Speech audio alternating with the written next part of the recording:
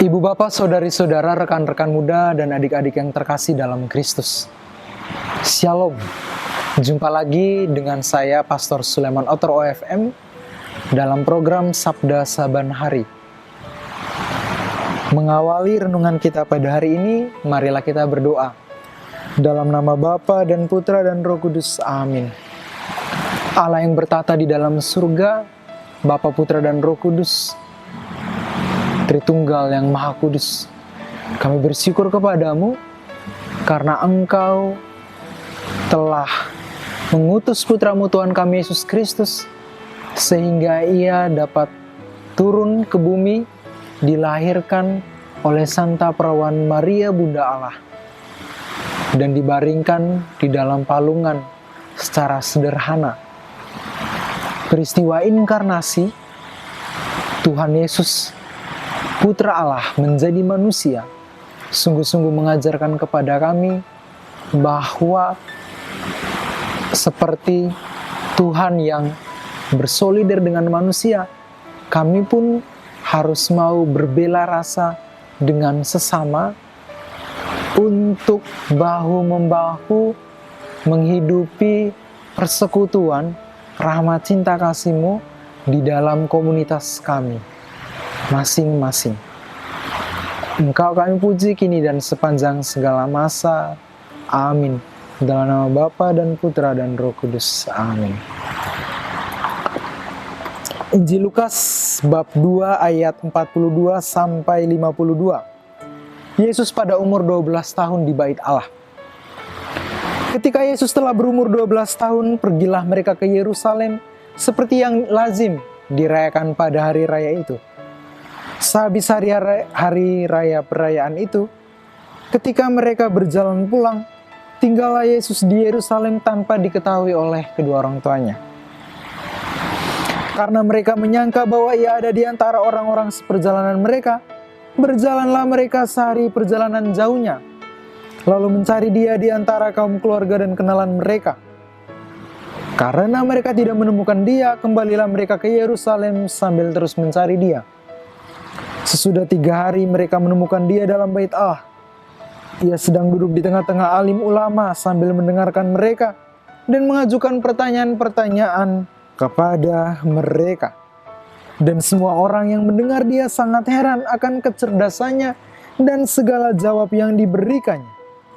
Dan ketika orang tuanya melihat Dia, tercenganglah mereka. Lalu kata ibunya kepadanya, "Nak, mengapakah engkau berbuat demikian terhadap kami? Bapamu dan aku dengan cemas mencari engkau." Jawabnya kepada mereka, "Mengapa kamu mencari aku? Tidakkah kamu tahu bahwa aku harus berada di dalam rumah Bapakku?" Tetapi mereka tidak mengerti apa yang dikatakannya kepada mereka. Lalu Ia pulang bersama-sama mereka ke Nazaret, dan Ia tetap hidup dalam asuhan mereka. Dan ibunya menyimpan semua perkara itu di dalam hatinya. Dan Yesus makin bertambah besar dan bertambah hikmatnya dan besarnya, dan makin dikasihi oleh Allah dan manusia. Demikianlah sabda Tuhan, terpujilah Kristus. Ibu bapak, saudari-saudara yang terkasih di dalam Kristus, masih di dalam sukacita Natal, kita merayakan pesta keluarga kudus Bunda Maria, Santo Yosef, dan bayi kanak-kanak Yesus. Dalam baca Injil pada hari ini, kita mendengarkan kisah bagaimana Yesus berpisah atau terpisah dari kedua orang tuanya. Ketika Yesus tetap tinggal di Bait Allah, kedua orang tuanya pulang dari Yerusalemnya menuju rumah mereka di Nazaret.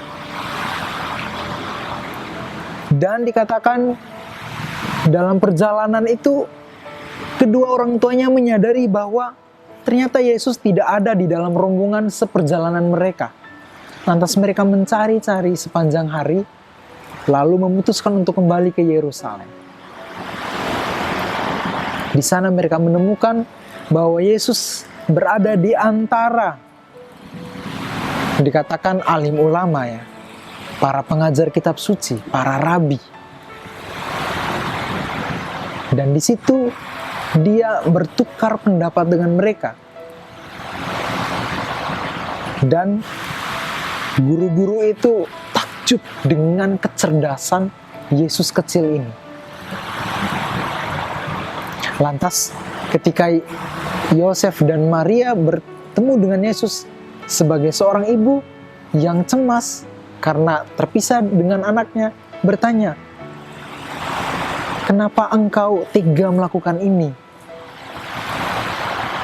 Aku dan ayahmu Yusuf mencari-cari engkau." Tetapi apa kata Yesus?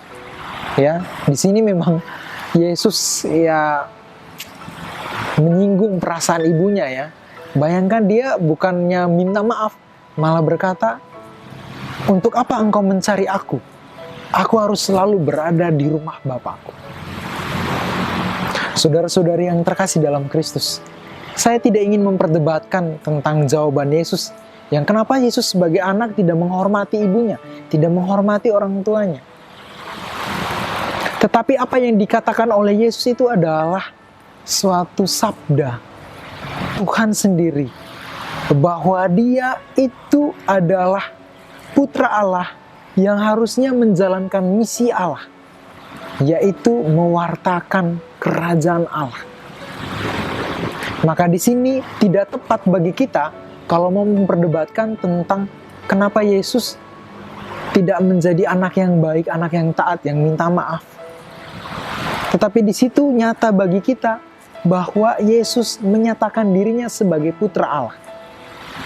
Dan relevansinya bagi kita adalah, boleh saudara aktif di lingkungan, aktif di wilayahmu, tapi ketika saudara dipanggil untuk aktif, untuk menghadiri perayaan-perayaan liturgi di gereja, datanglah, hadirlah. Begitu juga saudara-saudari yang selama ini mungkin cuman merayakan perayaan liturgi sebagai napas Natal Paskah. Apalagi ada juga yang napas nikmat, Natal Paskah, nikah dan mati.